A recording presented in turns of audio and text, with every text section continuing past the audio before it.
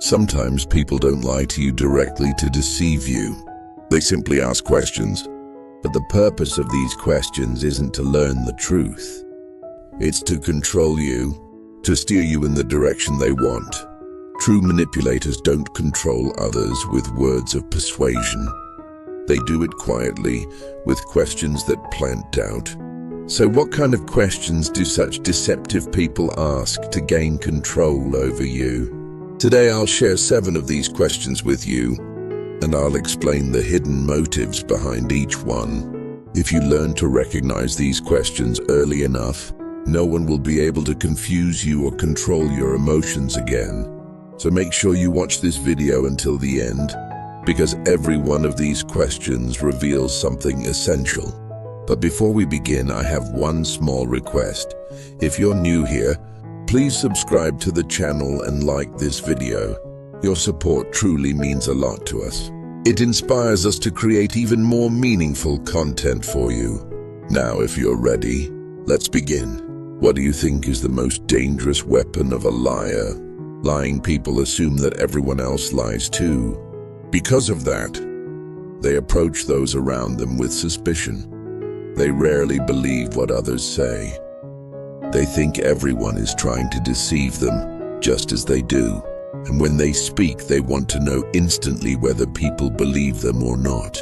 That's when they ask, "Don't you believe me?"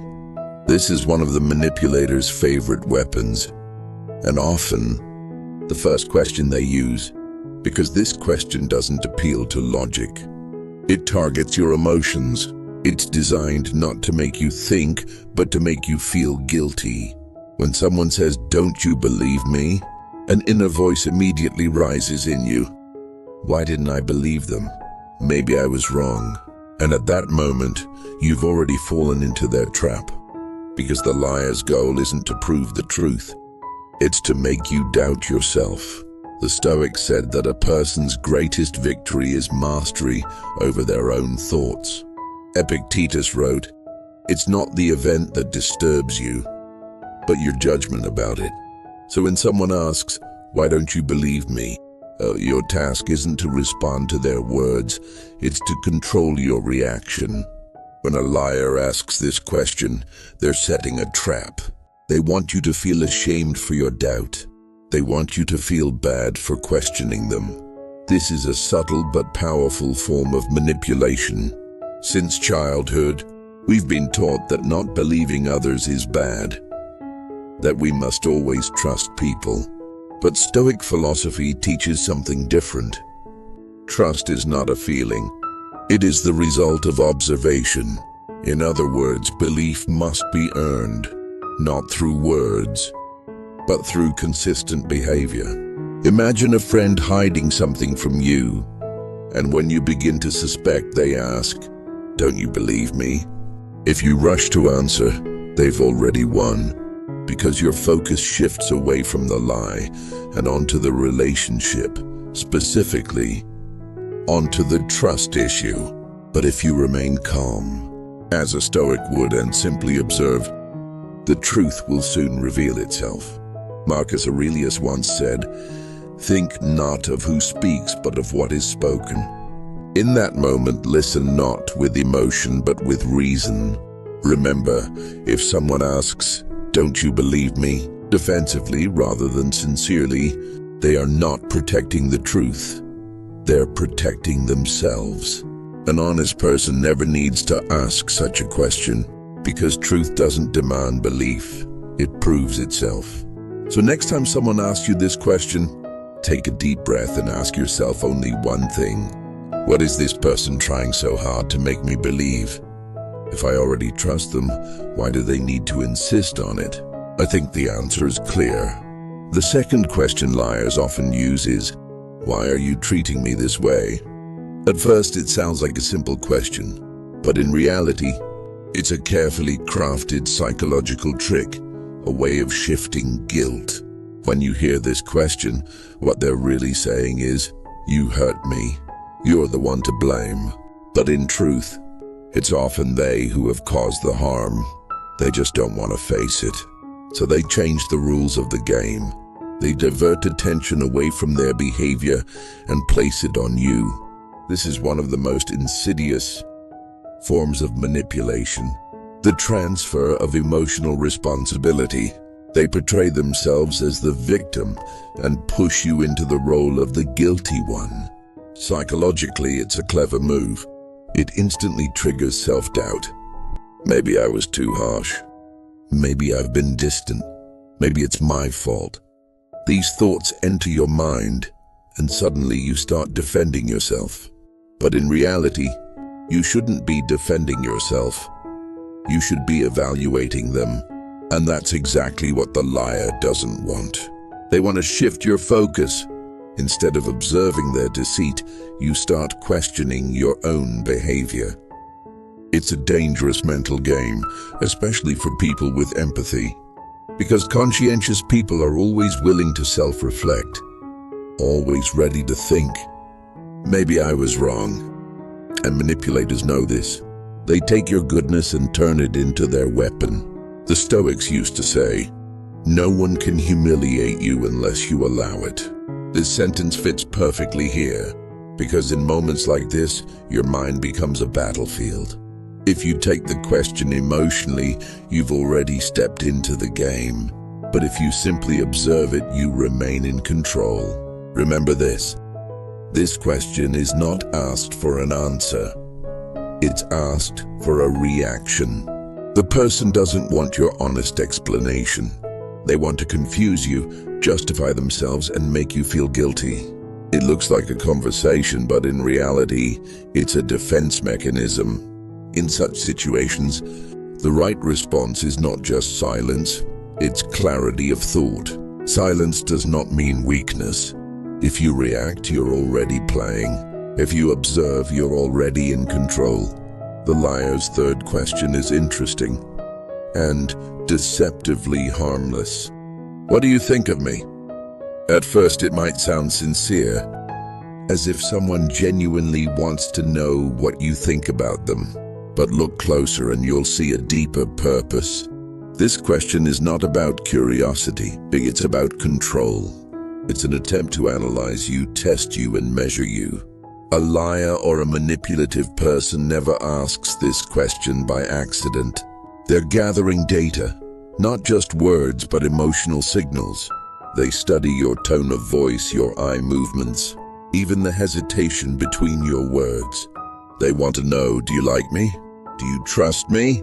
And as you speak, they learn. As you open up, they collect. As you stay honest, they start reading you.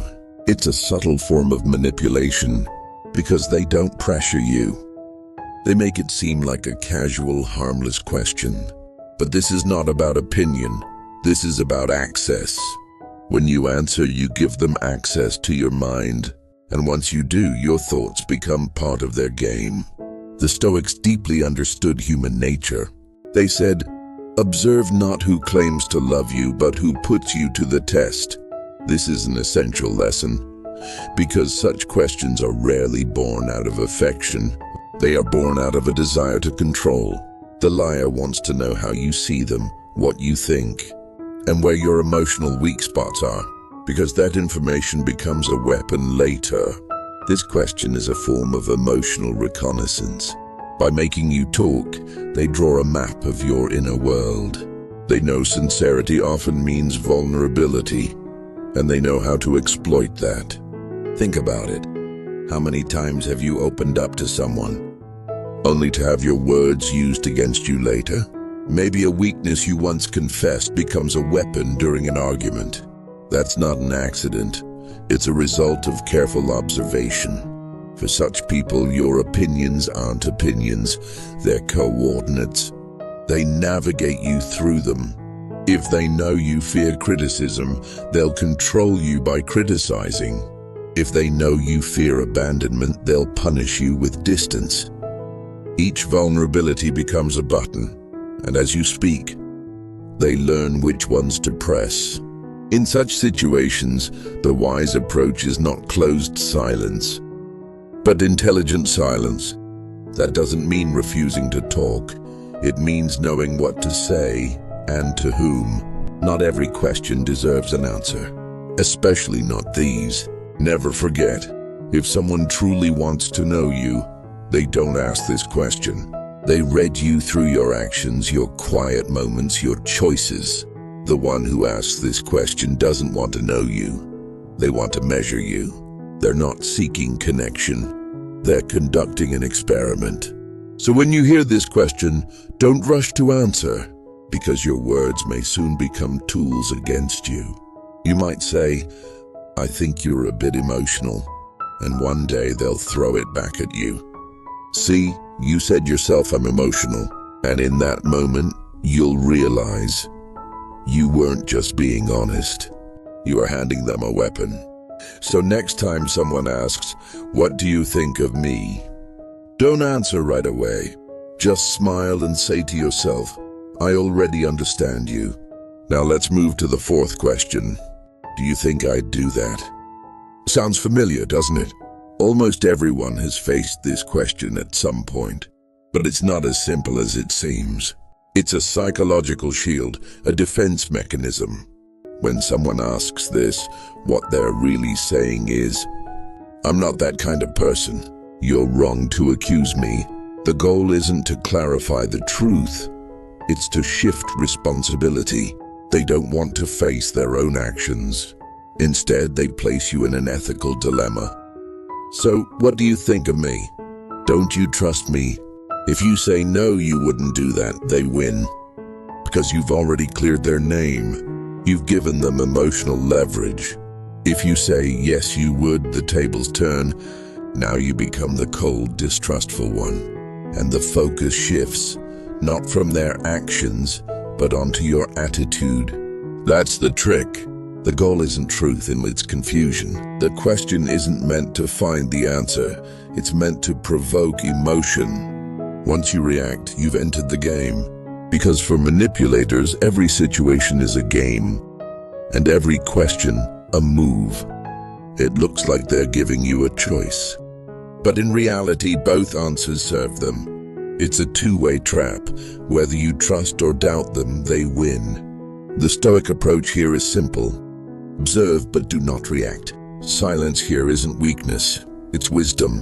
Because behind that question lies not curiosity, but self-justification. The Stoic said, "The value of a word comes from the intention behind it."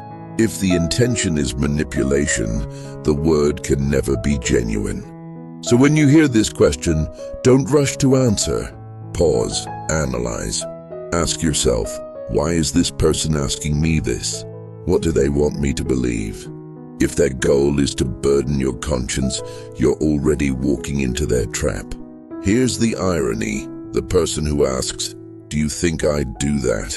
has often already done it. They're just looking for your confirmation to ease their guilt. It's a psychological defense mechanism called self-bleaching. The attempt to wash away guilt by seeking reassurance. But if you refuse to play along, they're left alone with their conscience. And that's when the truth surfaces. In that silence, actions begin to speak louder than words.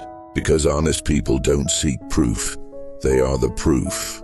The liar seeks validation because they need to hide the truth within. So next time someone says, "Do you think I'd do that?" don't answer, just observe. Because the real answer has already been given. Not through their words, but through their behavior. And once you see that behavior clearly, there's nothing left to say. Why don't you love me? This is the fifth question manipulators ask. It may seem subtle, but it is one of their most powerful weapons. Because this question doesn't target your logic, it targets your heart. Hidden within it is a trap to manipulate you through empathy. They know that the word love weakens a person's defenses. Everyone wants to be loved and to appear understanding to others. And that desire is exactly what they exploit. This question shifts the focus from reason to emotion. Now your attention isn't on their behavior, it's on your coldness. They want to drown you in your feelings, make you feel guilty. As a result, you believe you've hurt them, and they regain control of the situation. But remember, this isn't about love. It's about control. They don't want you to love them, they want you to submit. Beneath this question lies fear. The fear of losing control. And they use your emotions as tools to hide that fear. The Stoics said, when emotions take you away from the truth, calmness is your shield. This means that emotions can blind you to yourself. As you try to understand someone else, you may lose your own truth. Every time you try to explain yourself, to prove your love, you fall into their game. Because they fear your silence. They see your calmness as a threat. So don't try to explain in response to this question. You're not obligated to prove your love.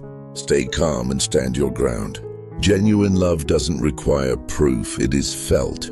The insincere cannot feel, it only uses. Remember, you are not guilty for someone not loving you. Love is not a debt. It is a choice.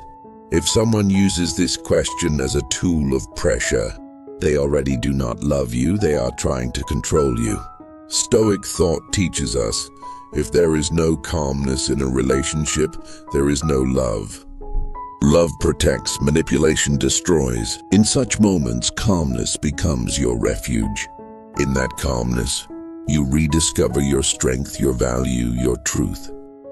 Because a person is free only when they remain faithful, not to their emotions, but to their values. The sixth question, do you think I'm a bad person? This question is a kind of emotional trap. Though it may sound harmless, its goal is simple, to put you on the defensive. The manipulator knows that when people hear this, they instinctively respond with empathy. Most of us don't want to call someone a bad person. We want to appear fair, to avoid hurting someone's feelings. And they exploit this natural compassion for their own benefit. If you say, no, you're not bad, they already win. Because your response becomes a tool to justify their behavior. They will use it like this. See, you said I'm not bad. Thus the issue shifts away from lies, betrayal, or wrongdoing. It becomes, you just misunderstood me. This is a psychological defense mechanism, and in many cases it serves to hide a person's guilt. But the Stoics offer a different perspective. For them, notions of good and bad are determined not by words, but by actions. What a person calls themselves doesn't matter. What matters are their deeds, because actions don't lie. Words can change, expressions can change, but actions reveal a person's inner nature. Epictetus said, a person is defined not by what they say, but by what they do. This is not just philosophy, it is a life lesson. People often speak to appear good, but their actions reveal the truth. At this point, the true purpose of the question becomes clear. They want to distract you from observing their behavior. So ask yourself, do their words match their actions?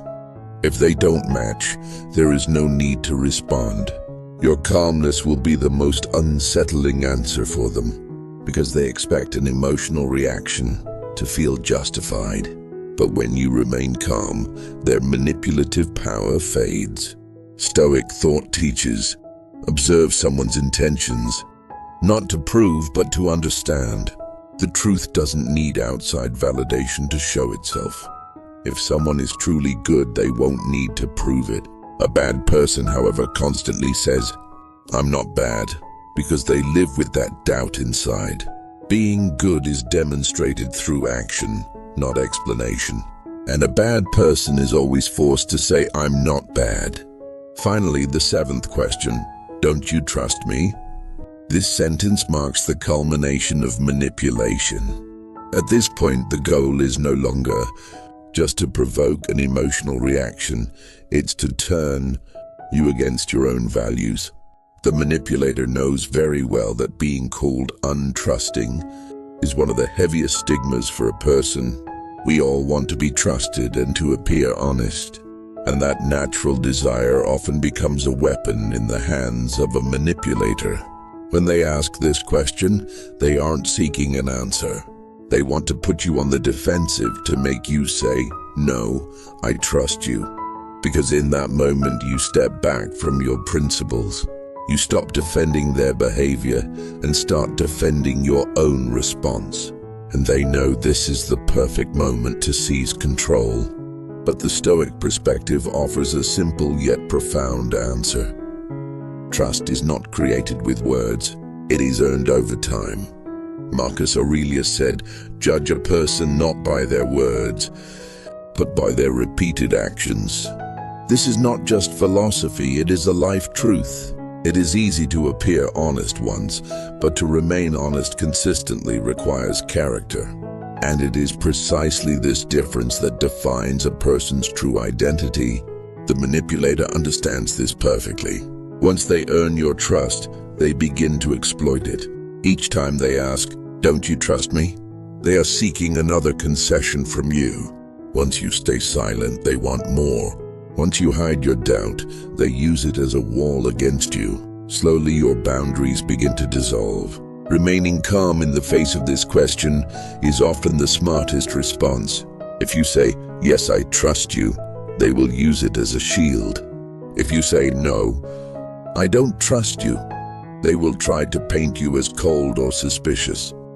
In both cases, you lose, but in silence, you break their rules. Manipulation doesn't work in silence. It feeds on reaction. The liar uses the word trust as a tool. The Stoic treats it as a responsibility. Trust is not measured by how many sweet words someone says. It is measured by how often they act honestly toward you. If there is a gap between words and actions, there is no trust, only theater. So when you hear this question, let your answer be short but firm. Trust is not built with words, it is earned over time. This is both a defense and a boundary. With this response, you neither attack nor retreat. You simply remain balanced and protect your strength. Most importantly, you continue to see the truth in their behavior. For the Stoic, trust is not an emotion, it is the result of careful observation. Over time, everything becomes clear, who is loyal and who only seems convincing. Finally, remember this. Liars love asking questions because it gives them a sense of control. But if you learn to recognize the intention behind these questions, no one can penetrate your mind. Like the wise Stoics, think before you answer, and when necessary, remain silent. Because silence is the strongest defense against manipulation. Thank you for watching. Don't forget to subscribe, like, and share the video. See you in the next one.